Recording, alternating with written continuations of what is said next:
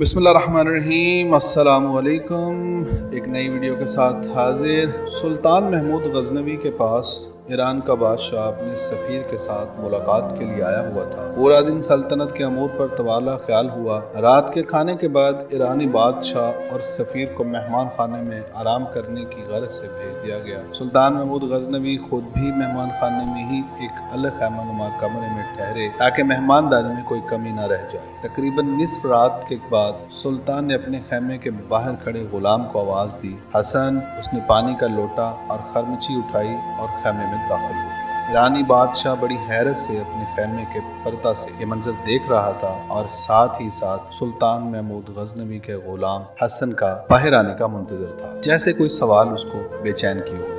जैसे ही हसन सुल्तान के खैमे से बाहर निकला, ईरानी बादशाह ने इसे बुलाया और पूछा, जब सुल्तान ने तुम्हें आवाज दी हसन तो तुम्हारा हक था पहले पूछते। जी क्या हुक्म है आका। तुम बिना पूछे ही पानी का लोटा और खरमची लेकर सुल्तान के खैमे में चले गए। हो सकता है सुल्तान को किसी और चीज की तलब हो। हसन मुस्कुराया। ईरानी बादशाह को जवाब देते हुए बोला, हुजूर मेरा मुकम्मल नाम मोहम्मद हसन है और मेरा सुल्तान हमेशा बावजू रहता है और जब उसका वजू ना हो तब ही मुझे हसन कहकर पुकारता है और मैं समझ जाता हूँ अब सुल्तान को वजू की हाजत है। जो उन्होंने इसमें मोहम्मद सल्लल्लाहु अलैहि वसल्लम अपनी ज़बान से अदा नहीं किया, आज तक मेरे सुल्तान ने बगैर वजू के मुझे मोहम्मद हसन कहकर नहीं पुकारा। अल्लाह अकबर। ये थे हमारे इस्लामी तारीख के हीरोज़ जिनके दिलों में इश्क मुस्तफ़ा का ठाठे मारता समंदर था और काफिर मुशरिक इनका नाम सुनकर कांपते थे।